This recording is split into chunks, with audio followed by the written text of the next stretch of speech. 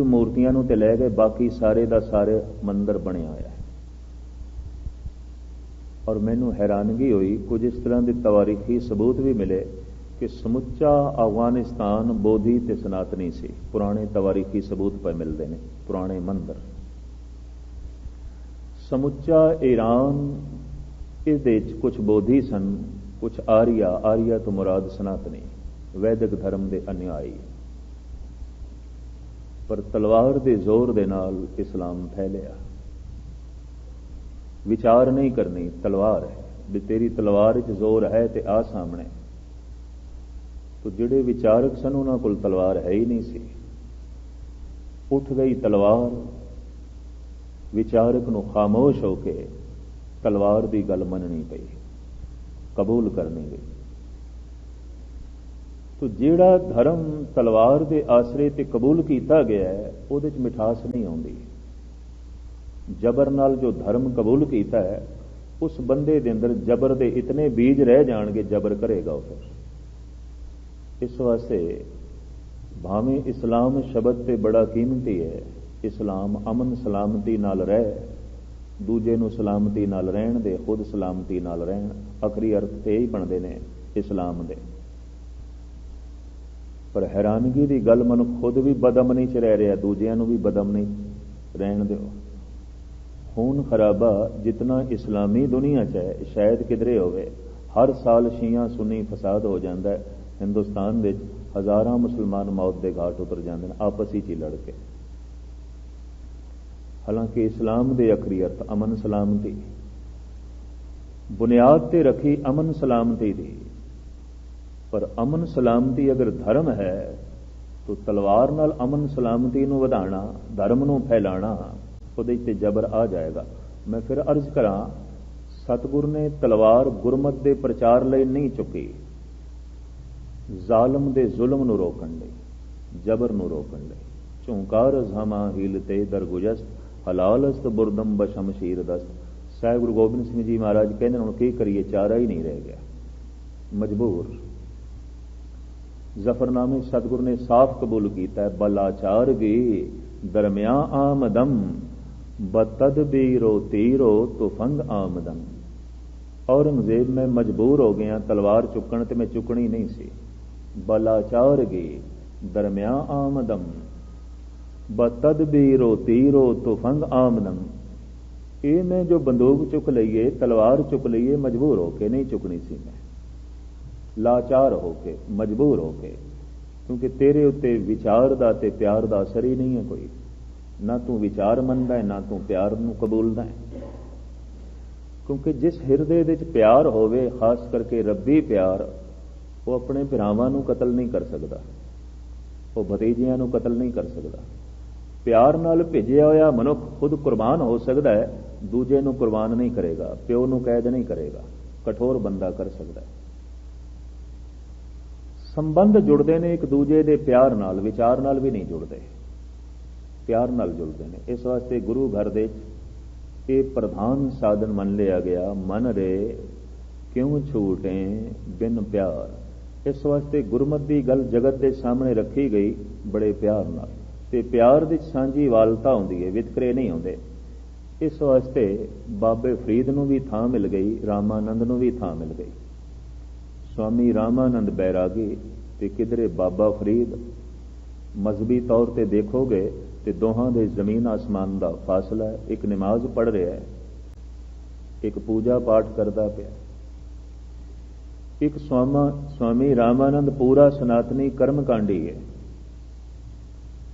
ਤੇ ਦੂਸਰੇ ਪਾਸੇ ਬਾਬਾ ਫਰੀਦ ਪੂਰਨ ਤੌਰ ਤੇ ਇਸਲਾਮੀ ਸ਼ਰਅ ਦਾ ਪਾਬੰਦ ਹੈ। ਉੱਠ ਫਰੀਦਾ ਉਜ਼ੂ ਸਾਜ, ਸੁਬਹ ਨਮਾਜ਼ ਗੁਜ਼ਾਰ, ਜੋ ਸਿਰ ਸਾਈ ਨਾ ਨਿਵੇ ਸੋ ਸਿਰ ਕੱਪ ਉਤਾਰ। ਉਹ ਆਪਣੀ ਇਸਲਾਮੀ ਸ਼ਰਅ ਦੇ ਮੁਤਾਬਕ 5 ਵਕਤ ਨਮਾਜ਼ ਪੜ੍ਹਦਾ, ਇਬਾਦਤ ਕਰਦਾ ਹੈ, ਵੁਜ਼ੂ ਸਾਜਦਾ ਹੈ, ਮੁਸੱਲਾ ਵਿਛਾਉਂਦਾ ਹੈ, ਸਭ ਕੁਝ ਕਰਦਾ ਹੈ।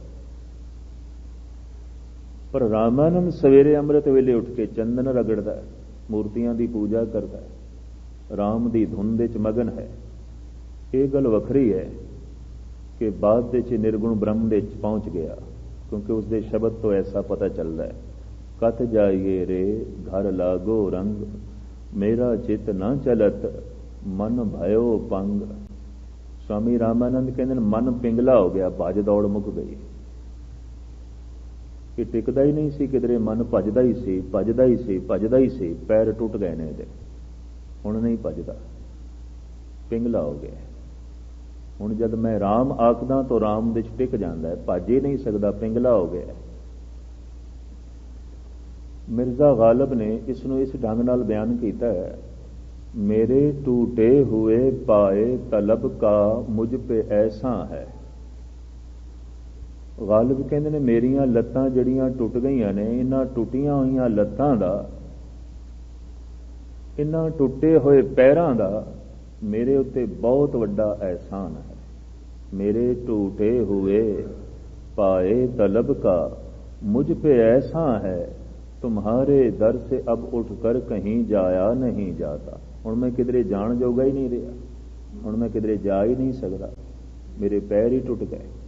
मेरा चित न चलत मन भयो पंग, मन पिंगला हो गया, जाता ही नहीं किधरे, पिंगला किधर जावे, टुट गईयां लत्तां, मुक गए फुरने, हुण मन भी भटकना नहीं है। एक दिवस मन भई उमंग, घस चंदन चोआ बहुत सुगंध। स्वामी रामानंद कहते हैं बड़ी उमंग सी, बड़ी अंदर तरंग सी, अंदर बहुत वड्डा प्यार दा उछाल से, मैं चंदन रगड़ रहा से। घस चंदन चोआ बहुत सुगंध, बुथेरियां सुगंधियां मैं खलेरियां, मैं चंदन रगड़िया, मैं धूप दीप जगाई, मैं सब कुछ कीता। पूजन चाली ब्रह्म ठाए, ये सारी साजो समग्री इकत्र करके मैं ब्रह्म की पूजा करन नूं चली। पूजन चाली ब्रह्म ठाए, सो ब्रह्म बतायो गुरु मन ही माए। जिहदी मैं बाहर पूजा करदा रहा, जिन्हों मैं बाहर चंदन लांदा रहा, वो तो मैं अपने अंदर वेख लिया उसमें। कत जाइए रे घर लागो रंग, घर दे च ही रंग लग गया, हुण कित्थे जाइए, घर दे च ही आनंद बन गया, हुण किहदी पूजा करिए। हुण घर दे च ही ठाकर प्रगट हो गया। जिस दिन शरीर विच परमात्मा प्रगट हो जाता है, शरीर मंदिर बन जाता है, शरीर हरि मंदिर बन जाता है। भगत पीपा जी कह रहे हैं कि मेरा शरीर वाकई मंदिर बन गया। कायो देवा कायो देवल, कायो जंगम जाति, कायो धूप दीप नहीं बेदा, कायो पूजो पाती। ये काया देवल बन गई। महाराष्ट्र के मंदिर नूं देवल कहते हैं। काया देवल बन गई, क्यों? देवता प्रगट हो गया, परमात्मा प्रगट हो गया, अकाल पुरख प्रगट हो गया। तो खैर मैं अर्ज करा, स्वामी रामानंद ते किथे बाबा फरीद, किधरे वैष्णो संप्रदा दे परमानंद ते किथे सदना सैन, किथे भीखन। ये सांझ प्यार करके बन सकती है, विचार करके भी नहीं, तकरार करके भी नहीं, तलवार करके भी नहीं। ये मैं अर्ज कर रहा, क्योंकि सारियां दे विचार सांझे करने बड़े औखे ने, बहुत औखे ने। जिथे साहिब गुरु नानक देव जी महाराज कह देंगे ने, मास मास कर मूर्ख झगड़े, ज्ञान ध्यान नहीं जाने, कौन मास कौन साग कहावे, किसमें पाप समाने। गुरु नानक ये कह देंगे ने। भगत कबीर कहते हैं, कबीर सुरा पान भांग माछली, जो जो प्राणी खाए, तीरथ बरत अर दान किए, ते सबेरा साथ ल जाए। विचारां दे जमीन आसमान का अंतर है, तकरार नहीं है, इत्थे प्यारां दी सांझ है, प्यार दे तल दी सांझ है। और गुरबाणी नूं समझण लई बहुत वड्डा जिगरा चाहिए, बहुत वड्डा जिगरा। जिहड़े एक मत दे धारनी ने, किसी एक गल नूं पकड़ना है, दूजी नूं नहीं, वो कबीर दी इन्हां पंक्तियां नूं पकड़ लैंदे ने, दूजियां तीजियां नूं नहीं, दूजी तीजियां नाल कोई मतलब ही नहीं। और फिर जोर नाल आखणगे नहीं असीं ते गुरु दा हुक्म मनना है और गुरु दी ये पंक्ति है, तो उन्होंने ये आख्या जा सकता फिर गुरु की यह भी पंक्ति है, उठ फरीदा वुजू साज सुबह नमाज गुजार, ये भी गुरु का हुक्म है, पढ़ सवेरे नमाज। ਉਜ਼ੂ ਸਾਜ ਮੁਸੱਲਾ ਵਿਛਾ। ਬੇਨਮਾਜ਼ਾਂ ਕੁੱਤਿਆ ਇਹ ਨਾ ਭੱਲੀ ਰੀਤ, ਕਦੇ ਚੱਲ ਨਾ ਆਇਆ ਪੰਜੇ ਵਕਤ ਮਸੀਤ। ਹੁਣ 5 ਟਾਈਮ ਨਮਾਜ਼ ਪੜ੍ਹ ਤੂੰ ਤੇ 5 ਟਾਈਮ ਮਸੀਤ ਵਿੱਚ ਜਾ, ਗੁਰੂ ਦਾ ਹੁਕਮ ਹੈ। ਗੁਰੂ ਕਹਿ ਰਿਹਾ ਗੁਰਬਾਣੀ ਨੂੰ ਸਮਝਣ ਲਈ, ਵਿਚਾਰਨ ਲਈ ਬਹੁਤ ਵੱਡਾ ਜਿਗਰਾ ਚਾਹੀਦਾ, ਬਹੁਤ ਵੱਡਾ ਜਿਗਰਾ। ਪਿਆਰ ਦੀ ਸਾਂਝ ਬਣ ਗਈ, ਕਬੂਲ ਕਰ ਲਈ ਗੱਲ ਕਿ ਫਰੀਦ ਤੂੰ ਨਮਾਜ਼ ਪੜ੍ਹ ਕੇ ਵੀ ਪਹੁੰਚ ਗਏ। ਐ ਕਬੀਰ ਤੂੰ ਵੈਸ਼ਨੋ ਸੰਪਰਦਾ ਦਾ ਜੋ ਹੈ ਸੰਤ ਹੋ ਕੇ ਵੀ ਪਹੁੰਚ ਗਏ। ਇੱਕ ਸੱਜਣ ਨੇ ਕਿਤਾਬ ਲਿਖੀ ਗੁਰੂ ਨਾਨਕ ਦੇਵ ਜੀ ਮਹਾਰਾਜ ਦੀਆਂ ਇਹਨਾਂ ਪੰਕਤੀਆਂ ਨੂੰ ਮੂਲ ਲੈ ਜੋ ਹੈ ਆਧਾਰ ਬਣਾ ਕੇ ਕਿ ਇਹਤੇ ਰਸ ਸਰੀਰ ਕੇ ਕਹਿ ਘਟ ਨਾਮ ਨਿਵਾਸ, ਰਸ ਸੋਨਾ ਰਸ ਰੂਪਾ ਕਾਮਣ ਰਸ ਪਰਮਲ ਕੀ ਵਾਸ, ਰਸ ਸੇ ਜਾ ਰਸ ਘੋੜੇ ਮੰਦਰ ਰਸ ਮੀਠਾ ਰਸ ਮਾਸ, ਇਹਤੇ ਰਸ ਸਰੀਰ ਕੇ ਕਹਿ ਘਟ ਨਾਮ ਨਿਵਾਸ। ਇਹ ਮੈਂ ਇੱਕ ਸੁਭਾਵਿਕ ਵਿਚਾਰ ਤੁਹਾਡੇ ਸਾਹਮਣੇ ਰੱਖ ਰਿਹਾ ਕਿ ਤੁਸੀਂ ਆਖੋਗੇ ਵਿਚਾਰਾਂ ਦੀ ਸਾਂਝ, ਖਿਮਾ ਕਰਨੀ ਵਿਚਾਰਾਂ ਦੀ ਸਾਂਝ ਕਰੋਗੇ, ਸਾਰੇ ਭਗਤ ਕੁਝ ਹੋਰ ਦੀ ਹੋਰ ਕਹਿ ਰਹੇ ਨੇ। ਔਰ ਬਹੁਤ ਵੱਡੇ ਲਫ਼ਜ਼ ਤੇ ਮੈਨੂੰ ਨਹੀਂ ਮਿਲ ਰਹੇ ਕਿ ਮੈਂ ਸਪਸ਼ਟ ਕਰ ਸਕਾਂ, ਲੇਕਿਨ ਇਤਨੀ ਮੈਂ ਅਰਜ਼ ਕਰਦੇ ਹਾਂ, ਇੱਕ ਭਗਤ ਕੁਝ ਕਹਿ ਰਿਹਾ, ਦੂਜਾ ਕੁਝ ਕਹਿ ਰਿਹਾ। ਫਿਰ ਸਾਂਝ ਕਿਸ ਤਰ੍ਹਾਂ ਬਣ ਗਈ? ਪਿਆਰ ਕਰਕੇ, ਵਿਚਾਰ ਕਰਕੇ ਵੀ ਨਹੀਂ। ਵਿਚਾਰ ਕਿੱਥੇ? ਦੋਵਾਂ ਦੇ ਇੱਕ ਹੁੰਦੇ ਨੇ, ਪਿਓ ਪੁੱਤਰ ਦੇ ਇੱਕ ਨਹੀਂ ਹੁੰਦੇ, ਦੋ ਭਰਾਵਾਂ ਦੇ ਇੱਕ ਨਹੀਂ ਹੁੰਦੇ, ਦੋ ਭਗਤਾਂ ਦੇ ਵੀ ਪ੍ਰਮਾਤਮਾ ਦੇ ਸੰਬੰਧ ਵਿੱਚ ਇੱਕ ਨਹੀਂ ਹੋ ਸਕਦੇ, ਕਿਉਂਕਿ ਵੱਖ-ਵੱਖ ਰਸਤਿਆਂ ਚੋਂ ਲੰਘੇ ਨੇ। ਇੱਕ ਨਮਾਜ਼ ਪੜ੍ਹ ਕੇ ਪਹੁੰਚੇ ਹੈ, ਇੱਕ ਪੂਜਾ ਕਰਕੇ ਪਹੁੰਚੇ ਹੈ, ਇੱਕ ਚੰਦਨ ਰਗੜ ਰਗੜ ਕੇ ਪਹੁੰਚੇ ਹੈ, ਇੱਕ ਰਾਮ ਰਾਮ ਕਹਿ ਕੇ ਪਹੁੰਚੇ ਹੈ, ਇੱਕ ਬਿਠਲ ਬਿਠਲ ਕਹਿ ਕੇ ਪਹੁੰਚੇ ਹੈ। ਮੰਤਰ ਵੱਖ-ਵੱਖ ਸਨ, ਰਸਤਾ ਵੱਖ-ਵੱਖ ਸੀ। तो जिस जिस रस्ते तो लंघे ने उन्होंने उस रस्ते की गल करनी भी इस रस्ते च इतने दरख्त सन, इतने खूह सन, इतने रस्ते झीलां आईयां ने, इतने दरिया आए ने। हो सकता है दूजे दे रस्ते च कुछ होर आया हो, रस्ते जो वख-वख सन। वख-वख रस्तियां तो जिवें दरिया सागर तक पहुंचते ने, वख-वख रस्तियां तो भगत परमात्मा तक पहुंचते ने और पहुंचे ने। ਸਾਹਿਬ ਸ੍ਰੀ ਗੁਰੂ ਨਾਨਕ ਦੇਵ ਜੀ ਮਹਾਰਾਜ ਨੇ ਇਸ ਵਾਸਤੇ ਦਾਅਵੇ ਨਾਲ ਕਹਿ ਦਿੱਤਾ, ਆਈ ਪੰਥੀ ਸਗਲ ਜਮਾਤੀ ਮਨ ਜੀਤੇ ਜਗ ਜੀਤ। ਸਾਡਾ ਆਈ ਪੰਥ ਹੈ ਕਿ ਸਾਰਿਆਂ ਦੇ ਨਾਲ ਚੱਲਣਾ ਤੇ ਸਾਰਿਆਂ ਨੂੰ ਨਾਲ ਲੈ ਕੇ ਚੱਲਣਾ। ਇਹ ਸਾਂਝ ਬਿਨਾਂ ਪਿਆਰ ਤੋਂ ਨਹੀਂ ਹੋ ਸਕਦੀ। ਜੇ ਤੁਸੀਂ ਆਖੋਗੇ ਨਹੀਂ ਇਹ ਵਿਚਾਰ ਨਾਲ ਸਾਂਝ ਹੋਈ ਹੈ, ਵਿਚਾਰ ਨਾਲ ਤੇ ਬੜੀ ਮੁਸ਼ਕਿਲ ਸੀ। ਗੁਰੂ ਨਾਨਕ ਦਾ ਗੁਰਮੰਤਰ ਵਾਹਿਗੁਰੂ ਹੋਵੇ ਤੇ ਕਬੀਰ ਦਾ ਗੁਰਮੰਤਰ ਸਤਨਾਮ ਹੈ। ਨਾਮਦੇਵ ਜਪਦੇ ਨੇ ਬਿਠਲ ਬਿਠਲ ਈਬੇ ਬੀਠਲ ਊਬੇ ਬੀਠਲ, ਬੀਠਲ ਬਿਨ ਸੰਸਾਰ ਨਹੀਂ। ਜੈਦੇਵ ਜਪਦੇ ਨੇ ਗੋਬਿੰਦ ਗੋਬਿੰਦ, ਗੋਬਿੰਦ ਗੋਬਿੰਦੇਤ ਜਪ ਨਰ ਸਕਲ ਸਿੱਧ ਪਦਨ। ਜੈਦੇਵ ਆਇਓ ਤਸੁ ਫਟੰ ਭਵ ਭੂਤ ਸਰਬ ਗਤੰ। ਇੱਕ ਚੰਦਨ ਰਗੜ ਕੇ ਪੂਜਾ ਕਰ ਰਿਹਾ ਹੈ ਸਵਾਮੀ ਰਾਮਾਨੰਦ, ਇੱਕ ਮੁਸੱਲਾ ਵਿਛਾ ਕੇ ਨਮਾਜ਼ ਪਿਆ ਪੜਦਾ ਹੈ। ਵਿਚਾਰਾਂ ਦੀ ਤੇ ਬਹੁਤ ਵੱਡੀ ਅੰਤਰ ਹੈ, ਬਹੁਤ ਵੱਡਾ। ਇਬਾਦਤ ਦੇ ਢੰਗ ਦੇ ਵਿੱਚ ਫਰਕ ਹੈ, ਤੇ ਇਬਾਦਤ ਦੇ ਢੰਗ ਦੇ ਵਿੱਚ ਫਰਕ ਤਾਂ ਹੋ ਸਕਦਾ ਜੇ ਵਿਚਾਰਾਂ ਦੇ ਵਿੱਚ ਫਰਕ ਹੈ। ਇੰਨੀ ਮੈਂ ਅਰਜ਼ ਕਰਦੇ ਹਾਂ, ਵਰਨਾ ਤੇ ਇਬਾਦਤ ਇੱਕ ਹੋਵੇਗੀ। ਇਬਾਦਤ ਦੀ ਢੰਗ ਦੇ ਵਿੱਚ ਜਿਹੜਾ ਫਰਕ ਹੈ ਇਹ ਤੇ ਵਿਚਾਰ ਕਰਕੇ ਹੈ, ਤੇ ਵਿਚਾਰ ਤੇ ਸਾਰੇ ਵੱਖ-ਵੱਖ ਨੇ। ਤੇ ਮੈਂ ਫਿਰ ਅਰਜ਼ ਕਰਾਂ ਵਿਚਾਰਾਂ ਕਰਕੇ ਵੀ ਸਾਂਝ ਨਹੀਂ ਬਣਦੀ। ਇਸ ਵਾਸਤੇ ਸਨਾਤਨ ਮਤ ਦੇ ਸਾਂਝ ਨਾ ਬਣ ਸਕੀ। ਵਿਚਾਰਕ ਤੇ ਮਹਾਨ ਪੈਦਾ ਹੋਏ, ਗੌਤਮ ਮਹਾਨ ਵਿਚਾਰਕ, ਕਪਲ ਮਹਾਨ ਵਿਚਾਰਕ, ਪਤੰਜਲੀ ਮਹਾਨ ਵਿਚਾਰਕ ਨੇ, ਰਿਸ਼ੀ ਵੇਦ ਵਿਆਸ ਮਹਾਨ ਵਿਚਾਰਕ ਨੇ, ਜੈਮਨੀ ਆਪਣੀ ਥਾਂ ਤੇ ਮਹਾਨ ਵਿਚਾਰਕ ਹੈ। ਇਹ 6 ਰਿਸ਼ੀ ਇੱਕ ਦੂਜੇ ਨਾਲ ਸਹਿਮਤ ਨਹੀਂ ਸਨ। ਇਸੇ ਕੀਰਤਨ ਸੋਹਿਲ ਚ ਆਪ ਸਰਵਨ ਕਰ ਗਏ ਹੋ ਕਿ 6 ਘਰ 6 ਗੁਰ 6 ਉਪਦੇਸ਼। 6 ਘਰ ਨੇ, 6 ਸ਼ਾਸਤਰ ਨੇ, ਇਹਨਾਂ ਦੇ ਗੁਰੂ 6 ਨੇ, ਤੇ ਇਹਨਾਂ ਦਾ ਉਪਦੇਸ਼ ਵੀ 6 ਤਰ੍ਹਾਂ ਦਾ ਹੈ, ਇੱਕ ਤਰ੍ਹਾਂ ਦਾ ਨਹੀਂ ਹੈ। ਵਿਚਾਰਾਂ ਵੱਖ-ਵੱਖ ਨੇ, ਝਗੜੇ ਨਹੀਂ ਹੋ, ਵਿਚਾਰ ਵਟਾਂਦਰਾ। ਵਿਚਾਰਕ ਸਨ ਨਾ, ਕਿਉਂਕਿ ਜਿੱਥੇ ਤਕਰਾਰ ਸ਼ੁਰੂ ਹੋ ਜਾਏ ਸਮਝ ਲਓ ਵਿਚਾਰਕ ਨਹੀਂ ਹੈ, ਉਹ ਕੁੰਦ ਬੁੱਧੀ ਦਾ ਹੈ, ਉਹ ਮੋਟੇ ਦਿਮਾਗ ਦਾ ਬੰਦਾ ਹੈ, ਉਹਨੇ ਤਕਰਾਰ ਸ਼ੁਰੂ ਕਰ ਦਿੱਤੀ ਹੈ। ਵਿਚਾਰਕ ਦਾ ਮਤਲਬ ਹੈ ਜਿੱਥੇ ਤੱਕ ਮੇਰੀ ਵਿਚਾਰ ਸਾਥ ਦੇਂਦੀ ਹੈ ਮੈਂ ਉਹਦੇ ਨਾਲ ਚਲਾਂਗਾ, ਅੱਗੇ ਨਹੀਂ ਚੱਲ ਸਕਦੀ ਤਾਂ ਉਸ ਤੋਂ ਅੱਗੇ ਜਿਸ ਦੀ ਵਿਚਾਰ ਹੈ ਮੈਂ ਕਬੂਲ ਕਰ ਲਵਾਂਗਾ, ਮੈਂ ਪ੍ਰਵਾਨ ਕਰ ਲਵਾਂਗਾ। ਵਿਚਾਰਕ ਦਾ ਇਹ ਮਤਲਬ ਹੈ। ਪਰ ਹੁਣ ਮੇਰੀ ਵਿਚਾਰ ਅੱਗੇ ਚੱਲਦੀ ਨਹੀਂ ਤੇ ਇਹਨੂੰ ਮੈਂ ਚਲਾਣਾ ਚਾਹੁੰਦਾ, ਚੱਲਦੀ ਨਹੀਂ, ਤੇ ਹੁਣ ਤਕਰਾਰ ਤੇ ਆਮਾਦਾ ਹੋ ਜਾਏ, ਲੜਨ ਤੇ ਆ ਜਾਏ। ਜ਼ਬਰਦਸਤੀ ਕਬੂਲ ਕਰਾਉਣਾ ਚਾਹੇ ਤੇ ਅਗਲਾ ਉਸ ਦੀ ਵਿਚਾਰ ਨੂੰ ਰੋਕ ਪਾ ਦੇਵੇ ਤੇ ਤਕਰਾਰ ਸ਼ੁਰੂ ਹੋ ਜਾਏ, ਇਹ ਮੋਟੇ ਦਿਮਾਗ ਦੀ ਗੱਲ ਹੈ, ਅਧੂਰੇ ਵਿਚਾਰਕ ਦੀ ਗੱਲ ਹੈ। ਇਹ 6 ਦੇ 6 ਰਿਸ਼ੀ ਆਪਣੀ ਥਾਂ ਤੇ ਪੂਰਨ ਸਨ, ਤਕਰਾਰ ਨਹੀਂ ਕੀਤੀ। ਕਪਲ ਨੇ ਪਤੰਜਲੀ ਨਾਲ ਤਕਰਾਰ ਨਹੀਂ ਕੀਤੀ, ਪਤੰਜਲੀ ਨੇ ਗੌਤਮ ਨਾਲ ਤਕਰਾਰ ਨਹੀਂ ਕੀਤੀ, ਤੇ ਗੌਤਮ ਨੇ ਜੈਮਨੀ ਦੇ ਨਾਲ ਕੋਈ ਤਕਰਾਰ ਨਹੀਂ ਕੀਤੀ, ਜੈਮਨੀ ਨੇ ਕਣਾਦ ਦੇ ਨਾਲ ਕੋਈ ਤਕਰਾਰ ਨਹੀਂ ਕੀਤੀ, ਤੇ ਕਣਾਦ ਕਤਈ ਨਹੀਂ ਲੜੇ ਵਿਆਸ ਦੇ ਨਾਲ, ਹਾਲਾਂਕਿ 6ਵੇਂ ਇੱਕੋ ਹੀ ਟਾਈਮ ਦੇ ਚੋੜੇ ਨੇ।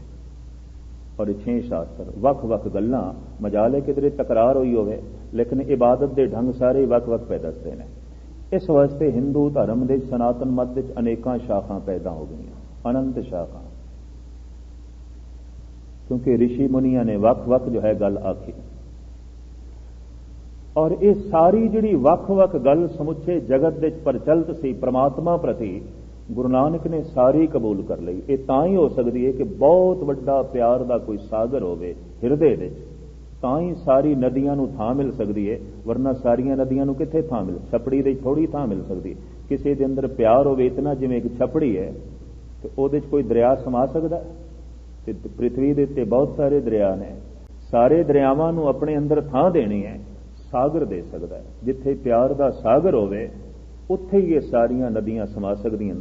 ਬਾਬਾ ਫਰੀਦ ਇੱਕ ਨਦੀ ਹੈ, ਸਵਾਮੀ ਰਾਮਾਨੰਦ ਇੱਕ ਨਦੀ ਨੇ, ਕਬੀਰ ਇੱਕ ਨਦੀ ਹੈ, ਫਰੀਦ ਇੱਕ ਨਦੀ ਨੇ, ਪਰਮਾਨੰਦ ਹੈ, त्रिलोचन ਨੇ, ਵਰਸ ਕੇ ਸਾਰੇ ਆਏ ਨੇ, ਸਮਾ ਗਏ ਨੇ, ਕਬੂਲ ਨੇ, ਪ੍ਰਵਾਨ ਨੇ। ਇਹ ਤਾਂ ਹੀ ਹੋ ਸਕਦਾ ਹੈ ਕਿ ਹਿਰਦਾ ਸਾਗਰ ਦੀ ਤਰ੍ਹਾਂ ਹੋਵੇ। ਛਪੜੀਆਂ ਦੇ ਵਿੱਚ ਕਦੀ ਸਮਾ ਸਕਦੀਆਂ ਨੇ ਨਦੀਆਂ? ਕਤਈ ਨਹੀਂ। ਪਰ ਗਜ਼ਬ ਦੀ ਗੱਲ ਹੈ, ਗੁਰੂ ਨਾਨਕ ਦਾ ਹਿਰਦਾ ਸਾਗਰ ਦੀ ਤਰ੍ਹਾਂ, ਸਿੱਖ ਦਾ ਹਿਰਦਾ ਕਈ ਦਫਾ ਦੇਖੀਦਾ ਨਿੱਕਾ ਜਿਹਾ ਟੋਇਆ ਹੀ ਹੈ ਔਰ ਕੁਛ ਨਹੀਂ, ਟੋਬਾ ਹੀ ਹੈ, ਕੁਛ ਵੀ ਨਹੀਂ। ਬੜੀ ਤੰਗ ਦਿਲੀ, ਬਹੁਤ ਤੰਗ ਦਿਲੀ ਕਈ ਦਫਾ ਦੇਖਣ ਨੂੰ ਮਿਲ ਜਾਂਦੀ ਹੈ। ਨਫ਼ਰਤ ਤੇ ਵਿਤਕਰੇ ਵੀ ਮਿਲ ਜਾਂਦੇ ਨੇ, ਪਿਆਰ ਦੀ ਸਾਂਝ ਵੀ ਆਪਸ ਵਿੱਚ ਨਹੀਂ ਮਿਲਦੀ। ਤੇ ਪੁਰਾਣਾ ਅਗਿਆਨੀ ਬ੍ਰਾਹਮਣ ਦਾ ਛੂਆ ਛਾਤ ਵੀ ਦੇਖਣ ਨੂੰ ਮਿਲ ਜਾਂਦਾ ਹੈ, ਤੇ ਅਗਿਆਨੀ ਮੌਲਵੀ ਦੀ ਨਫ਼ਰਤ ਵੀ ਦੇਖਣ ਨੂੰ ਮਿਲ ਜਾਂਦੀ ਹੈ। ਮੌਲਵੀ ਦੇ ਵਿੱਚ ਨਫ਼ਰਤ ਸੀ ਬਈ ਕਾਫਰ ਨੇ, ਕਾਫਰ ਨੇ, ਤੇ ਬ੍ਰਾਹਮਣ ਦੇ ਵਿੱਚ ਛੂਆ ਛਾਤ ਸੀ, ਇਹਦੇ ਹੱਥੋਂ ਨਹੀਂ ਲੈਣਾ, ਇਹਦੇ ਹੱਥੋਂ ਖਾਣਾ ਨਹੀਂ, ਪੀਣਾ ਨਹੀਂ, ਇਹਦਾ ਹੱਥ ਦਾ ਭੋਜਨ ਪ੍ਰਵਾਨ ਨਹੀਂ। ਤੋ ਬ੍ਰਾਹਮਣ ਦਾ ਛੂਆ ਛਾਤ ਤੇ ਮੌਲਵੀ ਦੀ ਨਫ਼ਰਤ ਕਈ ਦਫਾ ਮੈਂ ਦੇਖਦਾ ਇੱਕੋ ਹੀ ਸਿੱਖ 'ਚ ਆ ਗਈ ਹੈ, ਇੱਕ ਦੇ 'ਚ। ਹੈਰਾਨਗੀ ਹੋ ਜਾਂਦੀ ਹੈ ਵੀ ਐਸਾ ਕਿਉਂ ਹੋ ਗਿਆ। ਗੁਰੂ ਨਾਨਕ ਨੂੰ ਨਹੀਂ ਸਮਝਿਆ ਗਿਆ, ਗੁਰੂ ਗ੍ਰੰਥ ਸਾਹਿਬ ਜੀ ਮਹਾਰਾਜ ਦੀ ਬਾਣੀ ਨੂੰ ਨਹੀਂ ਸਮਝਿਆ ਗਿਆ। ਇਹ ਤੇ ਪਿਆਰ ਦਾ ਘਰ ਸੀ,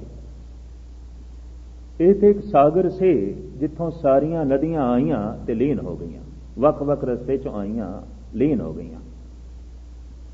ਇਸ ਵਾਸਤੇ ਮੈਂ ਅਰਜ਼ ਕਰਾਂ, ਵਿਚਾਰਾਂ ਦੀ ਤੁਸੀਂ ਸਾਂਝ ਲੱਭਣਾ ਚਾਹੋਗੇ, ਕਈ ਥਾਂ ਤੇ ਕਬੀਰ ਤੇ ਗੁਰੂ ਨਾਨਕ ਦੇ ਵਿਚਾਰਾਂ ਦੀ ਸਾਂਝ ਨਹੀਂ ਮਿਲੇਗੀ।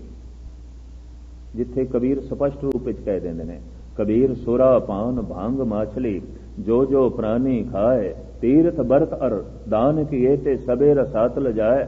ਉੱਥੇ ਉੱਚੀ ਆਵਾਜ਼ ਨਾਲ ਗੁਰੂ ਨਾਨਕ ਕਹਿ ਦਿੰਦੇ ਨੇ, ਮਾਸ ਮਾਸ ਕਰ ਮੂਰਖ ਜਗੜੇ, ਗਿਆਨ ਧਿਆਨ ਨਹੀਂ ਜਾਣੇ, ਕੌਣ ਮਾਸ ਕੌਣ ਸਾਗ ਕਹਾਵੇ, ਕਿਸਮੇ ਪਾਪ ਸਮਾਣੇ।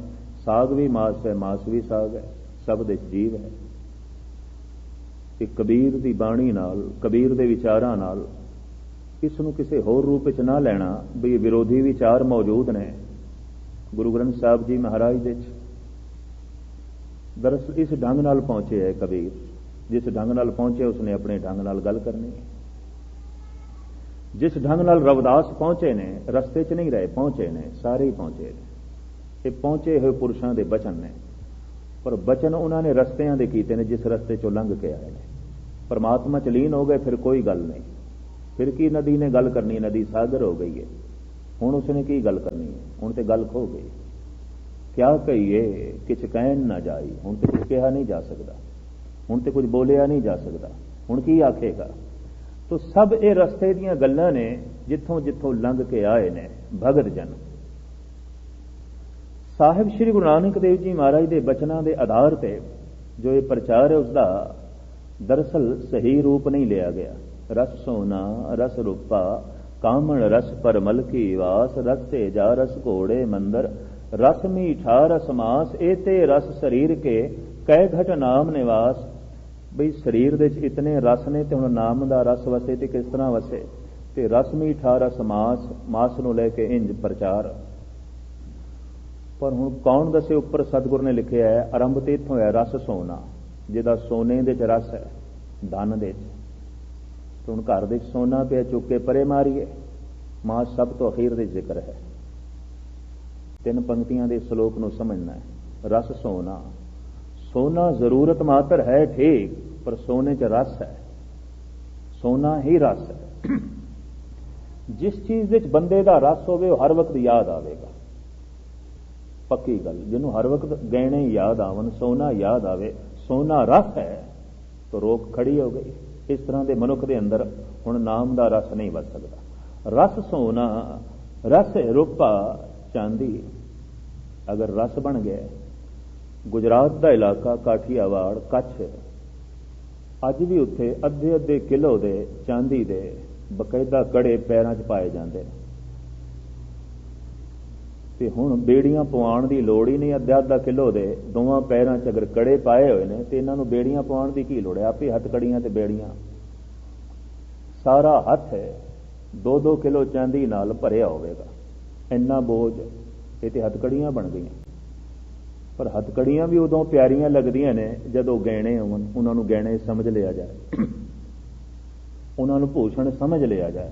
ਤਾਂ ਭੂਸ਼ਣ ਜਾਣ ਕੇ 3-3, 4-4 ਕਿਲੋ ਵਜ਼ਨ ਦੇ ਉਹ ਗਹਿਣੇ ਪਾਈ ਫਿਰਦੀਆਂ ਨੇ ਚਾਂਦੀ ਦੇ। ਅੱਜ ਵੀ ਰਸ ਬੜਾ ਉਸ ਦੇ ਤਿਆਗ ਨਹੀਂ ਸਕਦੀਆਂ ਵੀ ਇੰਨਾ ਬੋਝ ਖਾਮਖਾ ਚੁੱਕਿਆ ਹੋਇਆ। ਪਰ ਰਸ, ਸਾਹਿਬ ਕਹਿੰਦੇ ਨੇ ਰਸ ਸੋਨਾ ਰਸ ਰੂਪਾ ਕਾਮਣ ਰਸ। ਅਗਰ ਪੁਰਸ਼ ਦਾ ਇਸਤਰੀ ਦੇ ਚ ਰਸ ਹੈ ਤੇ ਇਸਤਰੀ ਦਾ ਪੁਰਸ਼ ਦੇ ਚ ਰਸ ਹੈ, ਔਰ ਇਹ ਰਸ ਇਤਨਾ ਪ੍ਰਧਾਨ ਹੋ ਕੇ ਅੱਠੇ ਪੈਰ ਇਹੀ ਚਿੰਤਨ ਹੈ, ਇਹ ਵੀ ਰੋਕ ਖੜੀ ਹੋ ਜਾਏਗੀ। ਪਰਮਲ ਕੀ ਵਾਸ ਰਸੇ ਜਾ ਰਸ ਘੋੜੇ ਮੰਦਰ ਰਸ ਮੀਠਾ ਰਸ ਮਾਸ। ਮਕਾਨ ਦੇ ਚ ਰਸ ਹੈ, ਅੱਠੇ ਪੈਰ ਮਕਾਨ ਯਾਦ ਆ ਰਿਹਾ। ਹੁਣ ਹਰ ਇੱਕ ਨੂੰ ਮਕਾਨ ਦਿਖਾਉਂਦਾ ਹੈ, ਆਪ ਵੀ ਬਾਰ-ਬਾਰ ਮਕਾਨ ਦੇਖਦਾ ਹੈ। ਸੁਪਨਿਆਂ ਦੇ ਚ ਵੀ ਬਸ ਮਕਾਨ ਹੀ ਵਸਿਆ ਜਿਹੜਾ ਇਸਨੇ ਬਣਾਇਆ, ਤੇ ਰਸ ਬਣ ਗਿਆ। ਤੇ ਹਰ ਵਕਤ ਜੇ ਮਕਾਨ ਯਾਦ ਆਉਂਦਾ ਹੈ ਤੇ ਰਾਮ ਕਿੱਥੇ ਯਾਦ ਆਵੇਗਾ, ਨਾਮ ਕਿੱਥੇ ਯਾਦ ਆਵੇਗਾ? ਗੱਲ ਖਤਮ। ਜਿਹੜੀ ਚੀਜ਼ ਬਾਰ-ਬਾਰ ਯਾਦ ਆਉਂਦੀ ਹੈ ਉਹਦੇ ਚ ਉਸਦਾ ਰਸ ਹੈ। ਜਿਹੜੀ ਚੀਜ਼ ਬਾਰ-ਬਾਰ ਯਾਦ ਆਉਂਦੀ ਹੈ ਉਹਦੇ ਚ ਉਸਦਾ ਸਵਾਦ ਹੈ। ਰਸੇ ਜਾ ਰਸ ਘੋੜੇ ਮੰਦਰ ਰਸ ਮੀਠਾ ਰਸ ਮਾਸ। ਕਈਆਂ ਵਾਸਤੇ ਬਹੁਤਾ ਰਸ ਮਿੱਠੇ 'ਚ ਵੀ ਆਉਂਦਾ ਹੈ। ਮਿੱਠੇ ਤੋਂ ਬਿਨਾਂ ਨਹੀਂ ਰਹਿ ਸਕਦੇ, ਬਹੁਤਾ ਹੀ ਖਾਣਗੇ ਮਿੱਠਾ। ਮਿੱਠੀਆਂ ਚੀਜ਼ਾਂ 'ਚ ਬਹੁਤਾ ਹੀ ਰਸ ਹੈ। ਤੇ ਜੇ ਹੁਣ ਬਹੁਤਾ ਮਿੱਠੀਆਂ ਚੀਜ਼ਾਂ ਦੇ 'ਚ ਰਸ ਹੈ ਤਾਂ ਇਹ ਵੀ ਰੋਗ ਖੜਾ ਹੋ ਗਿਆ। ਇਸ ਰਸ ਨੇ ਵੀ ਅੱਗੇ ਸੁਰਤ ਨੂੰ ਨਹੀਂ ਜਾਣ ਦੇਣਾ। ਤੇ ਰਸ ਮੀਠਾ ਰਸ ਮਾਸ, ਮਾਸ ਇਤਨਾ ਰਸ ਬਣ ਗਿਆ ਹੁਣ ਭੋਜਨ ਬਿਨਾ ਮਾਸ ਤੋਂ ਹੈ ਹੀ ਨਹੀਂ। ਤੇ ਮਾਸ ਦਾ ਅੱਠੇ ਪੈਰ ਚਿੰਤਨ ਹੈ। ਮਾਸ ਨੂੰ ਹੀ ਚੇਤੇ ਕੀਤਾ ਜਾ ਰਿਹਾ। ਮਾਸ ਤੋਂ ਬਿਨਾ ਹੋਰ ਉਸ ਨੂੰ ਕੁਝ ਭੋਜਨ ਦਿਖਾਈ ਨਹੀਂ ਦਿੰਦਾ। ਤੇ ਮਾਸ ਰਸ ਇਤਨਾ ਪ੍ਰਧਾਨ ਹੋ ਗਿਆ ਕਿ ਹਰ ਵਕਤ ਯਾਦ ਦੇ 'ਚ ਵਸ ਗਿਆ, ਰੋਕ ਖੜੀ ਹੋ ਗਈ। ਸਿਰਫ ਇੱਕ ਅੰਗ ਨੂੰ ਨਹੀਂ ਲੈਣਾ, ਇਹ ਸਾਰੇ ਸ਼ਲੋਕ ਨੂੰ ਲੈਣਾ ਹੈ। ਰਸ ਸੋਨਾ ਰਸ ਰੂਪਾ ਕਾਮਣ ਰਸ ਪਰਮਲ ਕੀ ਵਾਸ। ਰਸੇ ਜਾ ਰਸ ਘੋੜੇ ਮੰਦਰ ਰਸ ਮੀਠਾ ਰਸ ਮਾਸ। ਇਥੇ ਰਸ ਸਰੀਰ ਕੇ ਕੈ ਘਟ ਨਾਮ ਨਿਵਾਸ। ਪਰ ਗੁਰਮਤਿ ਤੋਂ ਪੁੱਛੀਏ ਤੇ ਸਹੀ, ਫਿਰ ਕੀ ਕਰੀਏ? ਆਖਰ ਖਾਣ ਪਾਣ ਬਾਰੇ ਕੀ ਕਰੀਏ? ਸਾਹਿਬਾਂ ਨੇ ਇੱਕੋ ਹੀ ਫੈਸਲਾ ਕਰ ਦਿੱਤਾ, ਬਾਬਾ ਹੋਰ ਖਾਣਾ ਖੁਸ਼ੀ ਖੁਆਰ। ਜਿਤ ਖਾ ਦੇ ਤਨ ਪੀੜੀਏ ਮਨ ਵਿੱਚ ਚਲੇ ਵਿਕਾਰ। ਜਿਸ ਖਾਣੇ ਨਾਲ ਤੇਰੇ ਤਨ ਵਿੱਚ ਰੋਗ ਪੈਦਾ ਹੋਣ, ਤੇਰੇ ਤਨ ਦੇ ਅਨੁਕੂਲ ਨਹੀਂ, ਮਨ ਵਿੱਚ ਵਿਕਾਰ ਪੈਦਾ ਹੋਣ, ਨਾ ਖਾ। ਗੱਲ ਖਤਮ। ਫੈਸਲਾ ਕਰ ਦਿੱਤਾ। ਕਿਸੇ ਵਾਸਤੇ ਦੁੱਧ ਵੀ ਹਾਨੀਕਾਰਕ ਹੋ ਸਕਦਾ, ਕਈਆਂ ਵਾਸਤੇ ਦਹੀਂ ਵੀ ਹਾਨੀਕਾਰਕ ਹੋ ਸਕਦੀ। ਜੀਵ ਦਾ ਮਸਲਾ ਲਓਗੇ ਤੇ ਦੁੱਧ ਦੇ 'ਚ ਵੀ ਜੀਵ ਹੈ, ਦਹੀਂ ਦੇ 'ਚ ਵੀ ਜੀਵ ਨੇ, ਬਨਸਪਤੀ ਦੇ 'ਚ ਵੀ ਜੀਵ ਹੈ। ਕੋਈ ਐਸੀ ਬਨਸਪਤੀ ਨਹੀਂ ਜਿਹਦੇ 'ਚ ਜੀਵ ਨਹੀਂ।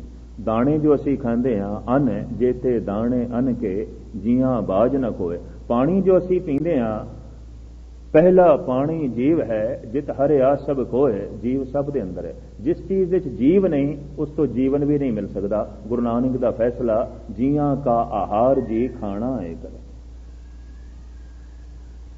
ਜੀਵ ਜੀਵ ਦਾ ਆਹਾਰ ਹੈ, ਇਸ ਤੋਂ ਬਿਨਾਂ ਜੀਵਨ ਨਹੀਂ ਮਿਲ ਸਕਦਾ। ਜਿਸ ਚੀਜ਼ ਵਿੱਚ ਜੀਵਨ ਨਹੀਂ ਉਸ ਤੋਂ ਜ਼ਿੰਦਗੀ ਵੀ ਨਹੀਂ ਮਿਲੇਗੀ। उस तो जीवन भी नहीं मिलेगा। रब्बी सिद्धांत। पर मैं अर्ज करा थानू गुरु ग्रंथ साहब जी महाराज दे इस तरह ਦੀਆਂ विरोधी विचारां मिलणगीਆਂ, पर विरोधी विचारां दे तकरार नहीं है, टकराव नहीं है, प्यार है, कबूल, एक दूजे ਨੂੰ कबूल प्रवान, प्यार ਦਾ धर्म है। गुरमत प्यार ਦਾ धर्म है। इस वास्ते तलवार नाल गल मनानी है, इस ਨੂੰ सतगुरु ने नहीं कबूलिया, ते विचार नाल गल मनानी है, इस ਨੂੰ भी नहीं, प्यार। इस वास्ते सतगुरु बेनती कर रहे ने, जोदड़ी कर रहे ने, करो बेनंती सुन मेरे मीता, संत टहल की बेला बेनती कर रहे हैं, जोदड़ी कर रहे हैं, जबर नहीं। ये नहीं कि तू नमाज नहीं पढ़ी, इस्लाम दे झंडे थले नहीं आया, काफर। ये नहीं कि रमजान दे दिनां च अज तू रोटी किधरे खा लई है ते जुतियां पै जांदियां हिंदुस्तान दे मुसलमान मुसलमान नूं मारन लग पैंदे ने। तू रमजान दे दिनां च पानी पी लिया, तू रमजान दे दिनां रोटी खा ली है, क्यों खा ली है? जबर, तलवार दा धर्म। ते हिंदू मत अज भी विचार वटांदरे दे उत्ते बहुता खड़ा है। इस वास्ते बथेरियां शाखावां इन्हां च नवीआं तो नवीआं जन्म लैंदियां ने। गुरमत दे च प्यार प्रधान है, संबंध प्यार तो बिना जुड़दा ही नहीं। इस वास्ते साहिब कहंदे ने औगणा दे बंधन ऐ मन प्यार तो बिना नहीं टुटणगे। मन रे क्यों छूटे बिन प्यार, पूर्ण प्रेम की लेस बिना सिख पंडित गावत जावत हारी।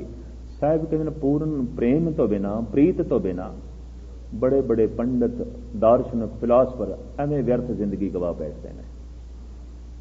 ते खालसा कौन है? गुरु गोबिंद सिंह जी का फैसला, पूर्ण प्रेम प्रतीत सजे।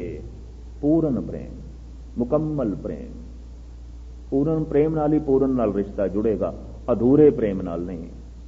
सिर्फ परिवार का प्रेम है तो यह भी संबंध है परमात्मा नाल, पर परमात्मा के कुछ हिस्से नाल संपूर्ण नहीं। संसार के कुछ कुछ हिस्से नाल प्रेम है, बाकियां नाल नहीं। तो जिथे जिथे प्रेम है उत्थे उत्थे संबंध है। संबंध सारे परमात्मा दे ने, ईश्वर दे ने। लेकिन ये पूर्ण प्रेम नहीं, अधूरा प्रेम है। पिता नाल प्यार है, पड़ोसी नाल नहीं है। अपने बच्चों नाल प्यार है, पड़ोसियों नाल नफरत है। एक भरा नाल प्यार है, दूजे भरा नाल नहीं है। अगर इस तरह का है तो अजे ये पूर्ण प्रेम नहीं है। पूर्ण प्रेम समग्र प्रेम सारिਆਂ नाल। खालसा मनुख उसे दिन आउंदा है, पवित्र मनुख उसे दिन आउंदा है जिस दिन पूर्ण प्रेम का अंदरों जन्म होवे। पूर्ण प्रेम प्रतीत सजे, व्रत गोड़ मड़ी मठ भूल न माने।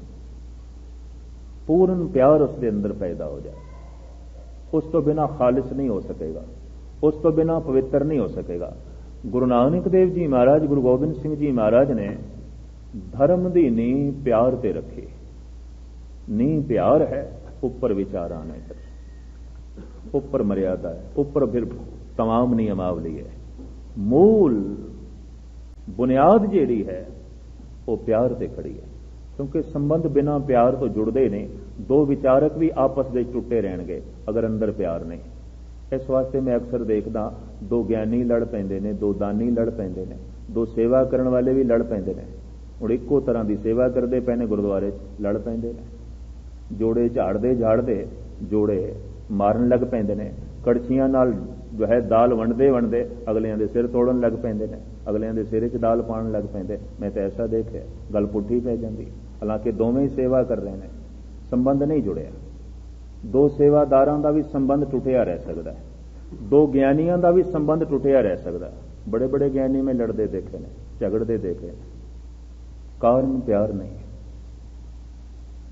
बड़े बड़े संत में लड़ते देखे ने, बड़े बड़े प्रबंधक में लड़ते देखे ने। सेवा तो कोई जियां कर रहे हैं, संबंध नहीं। संबंध बिना प्यार तो जुड़ता ही नहीं। मन रे क्यों छूटे बिन प्यार, पूर्ण प्रेम प्रतीत सजे, व्रत गोड़ मड़ी मठ भूल न माने।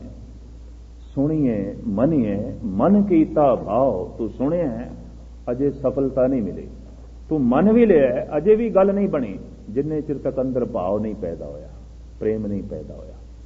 ਭਾਵ ਪ੍ਰੇਮ ਸੁਣਿਆ ਵਿਅਰਥ ਚਲਾ ਗਿਆ। ਸੁਣਨਾ ਤੇ ਇੱਕ ਬੀਜ ਹੈ, ਤੇ ਭਾਵ ਕੀ ਹੈ? ਫਲ, ਰਸਦਾਇਕ ਫਲ ਜਿਹਦੇ ਵਿੱਚ ਮਿਠਾਸ ਹੈ। ਤੇ ਬੀਜ ਫਲ ਤੱਕ ਨਹੀਂ ਪਹੁੰਚਿਆ ਤਾਂ ਯਾਤਰਾ ਤੇ ਨਿਸਫਲ ਚਲੀ ਗਈ। ਬੋਇਆ ਹੋਇਆ ਬੀਜ ਨਿਸਫਲ ਚਲਿਆ ਗਿਆ। ਤੇਰਾ ਸੁਣਿਆ ਹੋਇਆ ਪਿਆਰ ਤੱਕ ਨਹੀਂ ਪਹੁੰਚਿਆ, ਪਿਆਰ ਅੰਕੁਰਿਤ ਨਹੀਂ ਹੋਇਆ, ਪ੍ਰਫੁੱਲਿਤ ਨਹੀਂ ਹੋਇਆ, ਤਾਂ ਪੁਰਖਾ ਤੇਰਾ ਸੁਣਿਆ ਹੋਇਆ ਵੀ ਵਿਅਰਥ ਚਲਾ ਗਿਆ। ਸੁਣੀਏ ਮਨੀਏ ਮਨ ਕੀਤਾ ਭਾਵ। ਸੰਬੰਧ ਪਿਆਰ ਨਾਲ ਜੁੜਦਾ ਹੈ। ਤੁਹਾਡਾ ਜਿਸ ਨਾਲ ਸੰਬੰਧ ਹੈ ਕਿਸ ਕਾਰਨ ਕਰਕੇ ਹੈ? ਪ੍ਰੇਮ ਕਰਕੇ। और किसी कारण करके प्यार नहीं जो है संबंध नहीं जुड़ सकता। एक तरह का धंधा कोई करे, दोवां दी दुकान इको जिहां दी होवे, खिमा करनी, संबंध नहीं जुड़नगे। प्यार नाल संबंध जुड़नगे, नफरत बनी रहेगी। एक तरह की किरत करने वाले, एक तरह के विचारक, एक तरह के दार्शनिक, कोई संबंध नहीं जुड़ेगा। संबंध जुड़ेगा प्यार नाल। और इस ढंग नाल तुसीं समुचे संसार ते निगाह मारो, उत्थे उत्थे साडा संबंध है। जिथे जिथे प्यार है, ਤੇ जिस दिन प्यार पूर्ण रूप ਦੇ प्रफुल्लित ਹੁੰਦਾ है, उस दिन परमात्मा नाल संबंध जुड़ता है। ਤੇ ऐसा मनुख कह उठता है कि सबको मीत हम आपन कीना, हम सब ना के साजन। ਹੁਣ ਇਹ नहीं कि एक सज्जन है ਤੇ दूजा नहीं। ऐसा नहीं है कि कुछ सज्जन ने ते कुछ विरोधी ने, नहीं। सबको मीत हम आपन कीना। ਹੁਣ ਸਾਰੇ ਮਿੱਤਰ ਨੇ, ਸਾਡੀ ਤਰਫੋਂ ਸਾਰੇ ਮਿੱਤਰ ਨੇ। अगले की मर्जी वो मित्र समझता है कि नहीं। असी सज्जन हाँ, असी किसी वास्ते दुश्मन नहीं। हम सब ना के साजन। असी हर एक दे वास्ते सज्जनता का जज्बा रखते हैं। मेरे वास्ते सारे ही हुण मित्र ने। सतगुरुदेव जी महाराज इस ढंग नाल पै फरमान करते हैं। ये पूर्ण प्रेम तां ही हो सकता है, उस तो बिना नहीं। और इस तरीके दे नाल ही परिपूर्ण परमात्मा नाल संबंध जुड़ सकता है। तो सूफी भी इस गल नूं मनदे ने। ये जापदा है इस्लाम तो बागियां दा एक धड़ा। इस वास्ते इस्लाम ने सूफियां नूं कदी कबूल नहीं किया। शमस तबरेज की पुट्ठी खल लाई गई मुल्तान दे ते सरमद नूं कतल किया गया दिल्ली दे औरंगजेब के हुक्म नाल। जिथे जिथे बादशाहां दा जोर पिया, उन्होंने सूफियां नूं मारिया है, कतल किया। मंसूर नूं भी कतल किया गया, सूफी फकीर से। अनल हक कहने लग पाया। जिस तरह कुछ सनातनी ऋषियों ने कह दिता, अहम ब्रह्मस्मि, मैं ब्रह्म तक पहुंच गया, ब्रह्म हो गया। तो किसी हद तक ये बोल माड़े तो नहीं। भगत कबीर कह रहे हैं कि अब तो जाए चढ़े सिंहासन, मिले हैं सारंग पानी, राम कबीरा एक भय हैं, कोई न सके पछानी। हुण राम ते कबीर एक हो गए। हुण की आखी, कबीर बड़ा हंकारी है, कहंदा पे मैं राम वर्गा हो गया। राम कबीरे भेद ना भाई, नामे नारायण नहीं भेद। गुरु तेग बहादुर साहब जी महाराज दे बोल। गुर किरपा जै नर को कीनी, ते ए जुगत पछानी, नानक लीन भयो गोबिंद स्यों, ज्यों पानी संग पानी। गोबिंद विच लीन हो गए, गोबिंद का ही रूप हो गए। मंसूर ने नारा लाया, अनल हक अनल हक। मौत के घाट उतार दिता गया। सरमद ने यह नारा लाया, उहदे बड़े कीमती कुछ बोल ने। वो कहंदा सरमद बाकूच है इश्क बदनाम शुदी। कहंदा जद मैं विचारक सी, शरई सी, दार्शनिक सी, बदनाम नहीं होया। ते जिस दिन दा रब दे प्यार दी गली विच मैं आया, बदनाम हो गया। लोकी नफरत नाल वेखण लग पए। ते सूफियां दा ये दावा है कि 1000 साल इबादत कुनद निमाजी नेस्त, कसे को इश्क नदारद खुदा राजी नेस्त। साफ कह दिता। तू एक साल नहीं, 1000 साल इबादत करके वेख ले। 1000 साल नमाज पढ़, नमाजी नहीं है तू, कबूल नहीं होवेगा। 1000 साल इबादत कुनद नमाजी नेस्त, कसे को इश्क नदारद खुदा राजी ने। तेरे अंदर प्यार नहीं पैदा होया, खुदा नहीं राजी तेरे ते। गल खत्म। तू ये ना समझी कि खुदा तेरे ते राजी है। संबंध ही नहीं जुड़िया, की राजी है। पढ़ी जा नमाज, पढ़ी जा। तो कपट रख के भी नमाज पढ़ी जा सकती है। ਹਿਰਦੇ ਵਿੱਚ ਕਪਟ ਰੱਖ ਕੇ ਵੀ ਗਿਆਨ ਦੀਆਂ ਗੱਲਾਂ ਕੀਤੀਆਂ ਜਾ ਸਕਦੀਆਂ ਨੇ। ਮੈਂ ਉਸ ਦਿਨ ਅਰਜ਼ ਕੀਤੀ ਸੀ, ਭਗਤ ਕਬੀਰ ਸਾਫ਼ ਪੈ ਕਹਿੰਦੇ ਨੇ, ਹਿਰਦੇ ਕਪਟ ਮੁਖ ਗਿਆਨੀ, ਝੂਠੇ ਕਹਾਂ ਬਿਲੋਵਸ ਪਾਣੀ। ਪਾਣੀ ਪਿਆ ਰਿੜਕਦਾ, ਇਹਦੇ ਨਾਲ ਤੈਨੂੰ ਮੱਖਣ ਪ੍ਰਾਪਤ ਹੋਵੇਗਾ। ਹਿਰਦੇ 'ਚ ਕਪਟ ਰੱਖ ਕੇ ਤੇ ਰੱਬ ਦੀ ਗੱਲ ਪਿਆ ਕਰਦਾ, ਪਰਮਾਤਮਾ ਦੀ ਗੱਲ ਪਿਆ ਕਰਦਾ, ਬੜਾ ਗਿਆਨ ਪਿਆ ਘੋਟਦਾ, ਪਰ ਹਿਰਦੇ 'ਚ ਕਪਟ ਹੈ। ਹਿਰਦੇ ਕਪਟ ਮੁਖ ਗਿਆਨੀ, ਝੂਠੇ ਕਹਾਂ ਬਿਲੋਵਸ ਪਾਣੀ। ਕਸੇ ਕੋ ਇਸ਼ਕ ਨਦਾਰਦ, ਖੁਦਾ ਰਾਜ਼ੀ ਨੇਸਤ। ਸੂਫੀ ਕਹਿੰਦੇ ਨੇ ਸ਼ੇਖ ਸਾਦੀ ਸਾਹਿਬ, ਜਿਤਨੇ ਚਿਰ ਤੱਕ ਪਿਆਰ ਨਹੀਂ ਪੈਦਾ ਹੋਇਆ, ਖੁਦਾ ਰਾਜ਼ੀ ਨਹੀਂ ਹੈ ਤੇਰੇ ਤੇ, ਅਕਾਲ ਪੁਰਖ ਰਾਜ਼ੀ ਨਹੀਂ ਹੈ। ਤੋ ਸੂਫੀਆਂ ਦੀ ਇਹ ਗੱਲ ਪ੍ਰਵਾਨ ਨਾ ਹੋਈ। ਸਰਮਦ ਕਹਿੰਦੇ ਨੇ, ਜਿਸ ਦਿਨ ਦਾ ਮੈਂ ਪਿਆਰ ਦੀ ਗਲੀ 'ਚ ਆਇਆ, ਤੇ ਮੈਂ ਇਤਨੀ ਅਰਜ਼ ਕਰਾਂ, ਇੱਕ ਪਾਗਲ ਨੂੰ ਤੁਸੀਂ ਵੇਖੋਗੇ ਨਾ, ਤੇ ਇੱਕ ਪਿਆਰ ਵਿੱਚ ਭਿੱਜੇ ਹੋਏ ਮਨੁੱਖ ਨੂੰ ਵੇਖੋਗੇ, ਦੋਵੇਂ ਇੱਕੋ ਪ੍ਰਤੀਤ ਹੋਣਗੇ। ਕਦੀ ਬਗੌਰ ਮੁਤਾਲਾ ਕਰਕੇ ਵੇਖ ਲੈਣਾ। ਕੁਝ ਸੱਜਣੇ 'ਚ ਵੀ ਕਹਿੰਦੇ ਨੇ, ਇੱਕ ਸ਼ਰਾਬੀ ਨੂੰ ਵੇਖੀਏ ਜਿਹਦੀ ਅੱਖਾਂ ਦੇ ਸਰੂਰ ਹੈ, ਖੁਮਾਰ ਹੈ, ਇਸ ਤਰ੍ਹਾਂ ਇੱਕ ਪਿਆਰ ਵਿੱਚ ਭਿੱਜੇ ਹਿਰਦੇ ਵਾਲੇ ਨੂੰ ਵੇਖੀਏ, ਉਹਦੀ ਅੱਖਾਂ 'ਚ ਵੀ ਕੋਈ ਸਰੂਰ ਤੇ ਖੁਮਾਰ ਹੋਵੇਗਾ। ਭੁਲੇਖਾ ਪੈ ਜਾਏਗਾ, ਇਹਦੇ 'ਚ ਸ਼ਰਾਬੀ ਕਿਹੜਾ, ਇਹਦੇ 'ਚ ਭਗਤ ਕਿਹੜਾ। ਅੰਦਾਜ਼ਾ ਲਾਣਾ ਬੜਾ ਔਖਾ ਹੋ ਜਾਏਗਾ, ਕਿਉਂਕਿ ਦੋਹਾਂ ਕੋਲ ਸਰੂਰ ਤੇ ਹੈ। ਫਰਕ ਸਿਰਫ ਇਤਨਾ ਹੈ, ਇੱਕ ਦੇ ਕੋਲ ਬੇਹੋਸ਼ੀ ਦਾ ਸਰੂਰ ਹੈ, ਇੱਕ ਦੇ ਕੋਲ ਹੋਸ਼ ਦਾ ਸਰੂਰ ਹੈ। ਇੰਨਾ ਫਰਕ ਹੈ।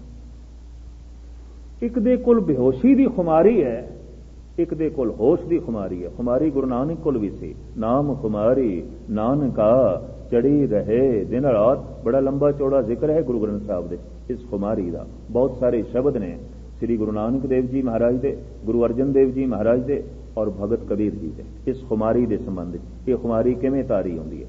ਤੇ ਹੁਣ ਖੁਮਾਰੀ ਦੇ ਚ ਲੀਨ ਇੱਕ ਭਗਤ ਬੈਠਾ ਹੋਵੇ, ਤੇ ਖੁਮਾਰੀ ਦੇ ਚ ਲੀਨ ਇੱਕ ਸ਼ਰਾਬੀ ਬੈਠਾ ਹੋਵੇ, ਕਿਸ ਤਰ੍ਹਾਂ ਅੰਦਾਜ਼ਾ ਲਾਓਗੇ? ਖੁਮਾਰੀ ਤੇ ਦੋਹਾਂ ਕੋਲ ਹੈ। ਤੇ ਮੈਂ ਇਹ ਅਰਜ਼ ਕਰਾਂ, ਦੋਹਾਂ ਦੇ ਬੋਲ ਮੇਲ ਵੀ ਨਹੀਂ ਖਾਣਗੇ, ਨਾ ਸ਼ਰਾਬੀ ਦੇ ਤੇ ਨਾ ਭਗਤ ਦੇ। ਦੋਹਾਂ ਦੇ ਬੋਲ ਵੀ ਮੇਲ ਨਹੀਂ ਖਾਣਗੇ। ਪਾਗਲ ਦੇ ਤੇ ਭਗਤ ਦੇ, ਬੇਹੋਸ਼ ਬੰਦੇ ਦੇ ਤੇ ਪਰਮ ਹੋਸ਼ ਦੇ ਚ ਬੈਠੇ ਬੰਦੇ ਦੇ, ਦੋਹਾਂ ਦੇ ਬੋਲ ਮੇਲ ਨਹੀਂ ਖਾਣਗੇ। ਜਿਹੜਾ ਸ਼ਰਾਬ ਦੇ ਚ ਬੇਹੋਸ਼ ਹੈ ਜਾਂ ਜਿਹੜਾ ਪਾਗਲ ਹੈ, ਉਹਦੇ ਬੋਲ ਇਤਨੇ ਨੀਵੇਂ ਹੋਣਗੇ, ਪੈਰਾਂ ਦੇ ਥੱਲੋਂ ਲੰਘਣਗੇ। ਤੇ ਜਿਹੜਾ ਪਰਮ ਹੋਸ਼ ਦੇ ਚ ਬੈਠਾ ਹੈ, ਭਗਤ ਪਿਆਰ ਦੇ ਚ ਭੇਜਿਆ ਹੋਇਆ, ਉਹਦੇ ਬੋਲ ਇਤਨੇ ਉੱਚੇ ਨੇ, ਸਿਰ ਦੇ ਉੱਪਰੋਂ ਲੰਘਣਗੇ। ਦੋਹਾਂ ਨਾਲ ਤਾਲਮੇਲ ਨਹੀਂ ਬੈਠੇਗਾ। ਇਸ ਵਾਸਤੇ ਭਗਤ ਨਾਲ ਤਾਲਮੇਲ ਬਿਠਾਣਾ ਬੜੀ ਔਖੀ ਗੱਲ। ਤੇ ਸਾਫ਼ ਗੱਲ ਕਹਿ ਦਿੱਤੀ ਸਤਿਗੁਰਾਂ ਨੇ ਕਿ ਭਗਤਾਂ ਤੇ ਸੰਸਾਰੀਆਂ ਜੋੜ ਕਦੇ ਨਾ ਆਇਆ, ਨਹੀਂ ਜੁੜਿਆ। ਸੰਸਾਰੀ ਆਮ ਸੰਸਾਰ, ਦਰਮਿਆਨੇ ਤਲ ਤੇ ਜੀਣ ਵਾਲਾ ਮਨੁੱਖ, ਉਹਦਾ ਭਗਤਾਂ ਨਾਲ ਤਾਲਮੇਲ ਨਹੀਂ ਬੈਠਿਆ। ਗੱਲ ਬੜੀ ਉੱਚੀ। ਤੋ ਸਰਮਦ ਕਹਿੰਦੇ ਨੇ, ਜਿਸ ਦਿਨ ਦਾ ਮੈਂ ਪਿਆਰ ਦੀ ਗਲੀ ਚ ਲੰਘਿਆ, ਬਦਨਾਮ ਹੋ ਗਿਆ। ਪਹਿਲੇ ਮੈਂ ਤਕਰਾਰ ਕਰਦਾ ਸੀ, ਵਿਚਾਰ ਕਰਦਾ ਸੀ, ਕਰਮ ਕਾਂਡੀ ਸੀ, ਲੋਕਾਂ ਨੇ ਮੈਨੂੰ ਪ੍ਰਵਾਨ ਕੀਤਾ, ਮੈਨੂੰ ਇੱਜ਼ਤ ਦਿੱਤੀ, ਮੈਨੂੰ ਸਨਮਾਨ ਦਿੱਤਾ। ਪਰ ਜਿਸ ਦਿਨ ਦਾ ਮੈਂ ਪਿਆਰ ਦੀ ਗਲੀ ਚ ਆਇਆ, ਬਦਨਾਮ ਹੋ ਗਿਆ। ਸਰਮਦ ਬਾਕੂ ਚਾਹੇ ਇਸ਼ਕ ਬਦਨਾਮ ਸ਼ੁਦੀ, ਅਜ਼ ਦੀਨੇ ਯਹੂਦ ਸੂਏ ਬਾ ਇਸਲਾਮ ਸ਼ੁਦੀ। ਕਹਿੰਦਾ ਹੈਗਾ ਤੇ ਮੈਂ ਯਹੂਦੀ ਸੀ, ਕਿਧਰੇ ਆਇਆ ਸੀ ਇਸਰਾਈਲ ਤੋਂ, ਫਿਰ ਈਰਾਨ ਅਫਗਾਨਿਸਤਾਨ ਤੋਂ ਲੰਘ ਕੇ ਹਿੰਦੁਸਤਾਨ ਪਹੁੰਚਿਆ। ਕਹਿੰਦਾ ਸੂਫੀਆਂ ਦੀ ਸੰਗਤ ਕਰਕੇ ਮੈਂ ਇਸਲਾਮ ਕਬੂਲ ਕਰ ਲਿਆ। ਹੈਗਾ ਮੈਂ ਯਹੂਦੀ ਸੀ। ਮਾਲੂਮ ਨਾ ਸ਼ੁਦ ਐ ਖੁਦਾਵੰਦ ਅਹਿਮਦ, ਬਰਗਸ਼ਤਾ ਬਸੂਏ ਲਛਮਨ ਔ ਰਾਮ ਸ਼ੁਦੀ। ਕਹਿੰਦੇ ਨੇ ਉਹਨਾਂ ਦੀ ਸੰਗਤ ਚ ਰਹਿ ਕੇ ਵੀ ਜਦ ਕੁਛ ਨਹੀਂ ਮੇਰੇ ਪੱਲੇ ਪਿਆ, ਤੇ ਮੈਂ ਉੱਥੇ ਜਾ ਬੈਠਾ ਜਿੱਥੇ ਰਾਮ ਤੇ ਸੀਤਾ ਦੀ ਗੱਲ ਹੋ ਰਹੀ ਹੈ। ਹੁਣ ਇਹ ਔਰੰਗਜ਼ੇਬ ਬਰਦਾਸ਼ਤ ਥੋੜੀ ਕਰ ਸਕਦਾ ਸੀ ਕਿ ਸੂਫੀ ਫਕੀਰ ਮੁਸਲਮਾਨ ਮੰਦਰ 'ਚ ਜਾ ਬੈਠੇ, ਗੀਤਾ ਦੀ ਗੱਲ ਸੁਣੇ, ਰਾਮ ਦੀ ਗੱਲ ਸੁਣੇ, ਕ੍ਰਿਸ਼ਨ ਦੀ ਗੱਲ ਸੁਣੇ।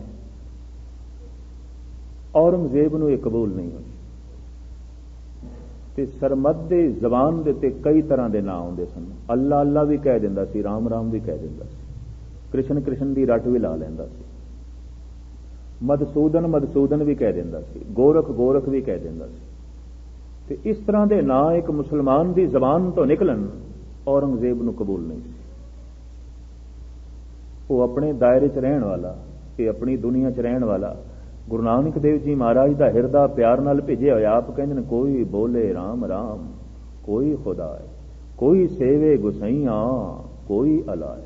हे ਪ੍ਰਭੂ, ਤੈਨੂੰ ਕੋਈ ਅੱਲਾ ਅੱਲਾ ਕਹਿ ਰਿਹਾ ਹੈ, ਤੈਨੂੰ ਕੋਈ ਰਾਮ ਰਾਮ ਕਹਿ ਰਿਹਾ ਹੈ, ਤੈਨੂੰ ਕੋਈ ਗੁਸਾਈ ਗੁਸਾਈ ਕਹਿ ਰਿਹਾ ਹੈ, ਤੈਨੂੰ ਕੋਈ ਖੁਦਾ ਖੁਦਾ ਕਹਿ ਰਿਹਾ ਹੈ, ਤੈਨੂੰ ਕੋਈ ਹਰੀ ਹਰੀ ਕਹਿ ਰਿਹਾ ਹੈ। ਇਹ ਸਭ ਤੇਰੇ ਨਾਮ ਨੇ। ਬਲਹਾਰੇ ਜਾਉ ਜੇਤੇ ਤੇਰੇ ਨਾਮ ਹੈ, ਸਦਕੇ ਜਾਣਿਆ ये जितने भी तेरे नाम ने ये कोई प्यार नाल भिजिया होया हिरदा कह सकता है, तकरार ते विचारक ऐसा नहीं कह सकता।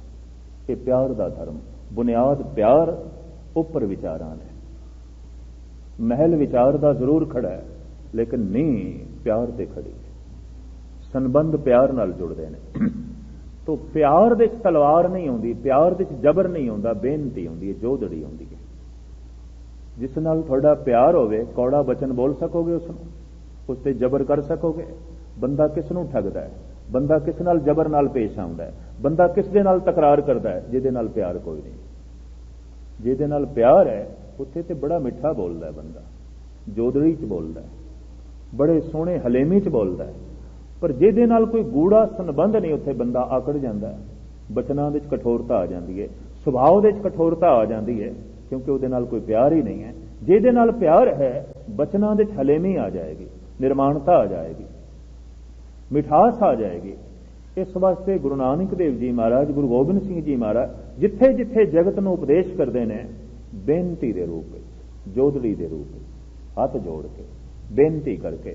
तो ये सुहेले का 5वां शब्द आप जो है श्रवण करो। सतगुरुदेव जी महाराज प्रमाण कर रहे हैं, करो बेनंती सुनो मेरे मीता, संत टहल की बेला। ऐ मेरे मित्र, तो समुचे जगत नूं गुरु अर्जन देव जी महाराज इत्थे मित्र कह रहे हैं। ते मित्र उही कह सकता है सारे जगत नूं जिहदा हिरदा मित्रता नाल भरिया होवे। सबको मीत हम आपन कीना। ते इतने मित्रता नाल भरिया होया ਉਹ ही हो सकता है जिहदे अंदर पूर्ण प्रेम है, अधूरा नहीं। पूर्ण प्रेम प्रतीत सजे, मुकम्मल प्रेम, पूर्ण प्रेम। हिरदा पूर्ण प्रेम नाल भिजिया होया, भरिया होया, कोई इस रंग की जोदड़ी कर सकता है, कोई इस रंग की बेनती कर सकता है। संत टहल की बेला। ऐ मेरे मित्र, ये वेला है संत की सेवा करने की, साधु की सेवा करने की। वेला है, वेले तो मुराद की लईए सवेर का, दोपहर का, शाम का वेला नहीं। ये मनुखा जन्म एक अवसर है, एक वेला, एक तेनू अवसर मिले। ये मनुखा जन्म तू पशु जून दे बनस्पति दे ऐसा नहीं कर सकता। एक तेनू अवसर मिले, यही तेरी अवसर, यही तेरी बार घट भीतर तू देख विचार। एक अवसर मिले, अवसर चुका हथ ना आवे, अहला जन्म गवाया। सतगुरुदेव जी महाराज इस मनुखा जन्म नूं पौड़ी भी कहते हैं। इस पौड़ी ते जो नर चूके सो आए जाए दुख पाएंदा। कोठे ते चढ़न वास्ते एक पौड़ी मिली है, परमात्मा तक पहुंचण वास्ते एक पौड़ी मिली है। केड़ी? ये मनुखा जन्म। छोटियां छोटियां पौड़ियां ते चढ़ चढ़ के तू हुण मनुखे जन्म की पौड़ी ते खड़ा है। पर हुण जे तू संभलिया ना, तू कदम अगे ना पुटिया, तो फिर इस पौड़ी ते जो नर चूके सो आए जाए दुख पाएगा। इस पौड़ी का सही इस्तेमाल करें। पौड़ी दो काम आउंदी है, चढ़न दे भी ते लैण दे भी। मनुखा जन्म विच बंदा चाहे ते देवता बन सकता है, चाहे ते बंदा पशु बन सकता है, पशुओं तो भी थले जा सकता है। पौड़ी दोवें काम आउंदी है, उपर चढ़न दे भी काम आउंदी है, लैण दे भी काम आउंदी है। इसनूं सतगुरु ने पौड़ी कह दिता है। चाहे ते तू देवता बन सकता है। लोकी तेनू वेख के कहणगे ये बंदा नहीं, ये ते देवता, ये मनुख नहीं, ये ते रब दा रूप चढ़ गया। और जे तू किधरे लेना शुरू कर दिता तो लोकी कह देणगे बंदा नहीं, ये ते मेरा ही पशु, शैतान, दैंत है। पौड़ी है, बंदा ले भी सकता है, बंदा चढ़ भी सकता है। देखण विच आया है इस पौड़ी ते बंदे ले रहे हैं, बहुते उतर रहे हैं। चढ़ाई जरा औखी है, चढ़ना है ना, तू चढ़ना हर बंदे का काम नहीं। बहुत सारिया पौड़ियां होवन ते चढ़न लगिया वाकई चंगे चंगे रह जाते हैं। मैनू अपनी जिंदगी दे 2-3 तजर्बे इस ढंग दे होए। पहली दफा रेठा साहब गए, उदों कुछ लखनऊ दे सिंह दास दे नाल सन ਤੇ ਯਾਤਰਾ ਉਹਨਾਂ ਦਿਨਾਂ 'ਚ ਨਵੀਂ ਨਵੀਂ ਆਰੰਭ ਹੋਈ ਸੀ। ਰੇਠਾ ਸਾਹਿਬ ਦੀ ਪਗਡੰਡੀ ਸੀ, 16 ਮੀਲ ਦੀ ਚੜਾਈ ਤੇ ਫਿਰ ਉਤਾਰ, ਫਿਰ ਲੈਣਾ ਪਹਾੜ ਪੂਰਾ ਚੜ੍ਹ ਕੇ ਫਿਰ ਪੂਰਾ ਹੀ ਉਤਰਨਾ, ਪਾਰ ਜਾ ਕੇ ਫਿਰ ਰੇਠਾ ਸਾਹਿਬ ਉਹ ਅਸਥਾਨ ਸੀ। ਸਵੇਰੇ ਪਿੱਪਲ ਕੋਟੀ ਤੋਂ ਚੱਲ ਕੇ ਬੜੀ ਮੁਸ਼ਕਿਲ ਦੇ ਨਾਲ ਰਾਤ ਤੱਕ ਅਸੀਂ ਚੋਟੀ ਤੇ ਹੀ ਪਹੁੰਚੇ। ਅਜੇ ਸਾਰਾ ਰਸਤਾ ਬਾਕੀ ਸੀ ਤੇ ਮੈਨੂੰ ਚੰਗੀ ਤਰ੍ਹਾਂ ਯਾਦ ਹੈ, ਬੜਾ ਹੀ ਗੂੜਾ ਮਿੱਤਰ ਸੀ ਤੇ ਮੈਂ ਉਸ ਤੇ ਬੜਾ ਮਾਣ ਕਰਦਾ ਸੀ। ਥੱਕ ਬਹੁਤ ਗਿਆ ਸੀ, ਟੁੱਟ ਗਿਆ ਸੀ ਤੇ ਉਹਦੇ ਮੂੰਹੋਂ ਵੀ ਨਿਕਲ ਗਿਆ ਬਈ ਇਸ ਮਸਕੀਨ ਦੀ ਤੇ ਮੱਤ ਮਾਰੀ ਹੋਈ ਸੀ, ਸਾਡੀ ਵੀ ਮੱਤ ਮਾਰ ਛੱਡੀ, ਸਾਨੂੰ ਵੀ ਪੁੱਠੇ ਪਾਸੇ ਪਾ ਦਿੱਤਾ। ਥੱਕ ਗਿਆ, ਚੂਰ ਹੋ ਗਿਆ, ਚੱਲਣ ਦੀ ਹਿੰਮਤ ਨਾ, ਤੇ ਡਰਾਇਆ ਇਹ ਗਿਆ ਸੀ ਵੀ ਰਸਤੇ 'ਚ ਨਹੀਂ ਰਹਿਣਾ, ਰਾਤ ਨੂੰ ਇੱਥੇ ਸ਼ੇਰ ਪੈਂਦੇ ਨੇ, ਵੀ ਪਹੁੰਚੋ ਟਿਕਾਣੇ ਤੇ ਪਹੁੰਚੋ। ਤੇ ਅਜੇ ਟਿਕਾਣਾ ਬਹੁਤ ਦੂਰ, ਭਾਵੇਂ ਲਾਈ ਸੀ ਪਰ ਚੜਦਿਆਂ ਚੜਦਿਆਂ ਗੋਡੇ ਰਹਿ ਗਏ, ਲੈਣਾ ਵੀ ਔਖਾ ਸੀ। ਔਰ ਜਿਉਂ ਉੱਥੇ ਪਹੁੰਚੇ ਤੇ ਮੈਨੂੰ ਚੰਗੀ ਤਰ੍ਹਾਂ ਯਾਦ ਹੈ, ਮੰਦ ਸਾਹਿਬ ਨੇ ਥਾਲੀਆਂ ਦੇ 'ਚ ਲਿਆ ਕੇ ਪ੍ਰਸ਼ਾਦਾ ਲਿਆਂਦਾ, ਸੌਂ ਹੀ ਗਏ, ਪ੍ਰਸ਼ਾਦਾ ਉਂਝ ਹੀ ਪਿਆ ਰਿਹਾ, ਖਾਧਾ ਕਿਸੇ ਵੀ ਨਹੀਂ। ਥੱਕ ਗਏ, ਟੁੱਟ ਗਏ। ਤੇ ਇੱਕ ਸੱਜਣ ਨੂੰ ਮੈਂ ਆਖਿਆ, ਮੈਂ ਹੁਣ ਆ ਜੋ ਗਿਆ ਤਾਂ ਪਹਿਲੇ ਹੁਣ ਦਰਸ਼ਨ ਤੇ ਕਰ ਲਈਏ। ਕਹਿਣ ਲੱਗੇ ਤੂੰ ਹੀ ਕਰਕੇ ਆ, ਹੋਰ ਨਾ ਆਖੀ ਹੁਣ ਕਰ, ਇੰਨੇ ਔਖੇ। ਦੂਜਾ ਮੈਨੂੰ ਤਜਰਬਾ ਹੋਇਆ ਅਮਰਨਾਥ ਦੇ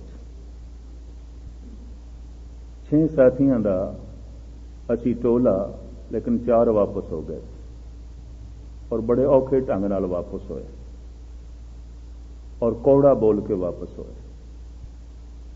ਔਰ ਇਸ ਤਰ੍ਹਾਂ ਦਾ ਤੀਸਰਾ ਤਜਰਬਾ ਮੈਨੂੰ ਹੇਮਕੁੰਡ ਸਾਹਿਬ ਹੋਇਆ, ਜਦ 1000 ਪੌੜੀਆਂ ਤੇ ਅਸੀਂ 5-7 ਬੰਦੇ ਤੇ ਚੜਦਿਆਂ ਚੜਦਿਆਂ ਰਹਿ ਗਏ। ਹੁਣ ਤੇ ਬਥੇਰੇ ਘੋੜਿਆਂ ਤੇ ਜਾਣ ਲੱਗ ਪਏ, ਹੋਰ ਸਾਧਨ ਲੱਭ ਪਏ ਨੇ ਤੇ 1000 ਪੌੜੀਆਂ ਦੇਖਦੇ ਆਂ ਉੱਪਰ, ਸਵੇਰੇ ਦੇ ਚਲਦੇ ਚਲਦੇ ਹੁਣ ਅੱਗੋਂ 1000 ਪੌੜੀਆਂ ਰਹਿ ਗਏ ਸਨ। ਭਾਵੇਂ ਬਰਫ਼ ਪਈਏ ਚਾਰੋਂ ਪਾਸੇ, ਠੰਡ ਸੀ, ਪਸੀਨੇ ਨਾਲ ਤਰਬਤਰ ਥਕੇ ਹੋਏ। ਤੋ ਚੜਾਈਆਂ ਤੇ ਬਹੁਤ ਔਖੀਆਂ ਨੇ, ਸੁਰਤ ਨੂੰ ਵੀ ਜਦ ਕਦੀ ਚੜਾਓਗੇ ਨਾ, ਇੰਨੀ ਮੁਸ਼ੱਕਤ ਹੈ, ਇਤਨੀ ਮੁਸ਼ੱਕਤ ਹੈ। ਇਸੇ ਵਾਸਤੇ ਸਤਿਗੁਰੂ ਕਹਿੰਦੇ ਨੇ, ਜਿਨਨੇ ਨਾਮ ਧਿਆਇਆ ਗਏ ਮੁਸ਼ੱਕਤ ਘਾਟ।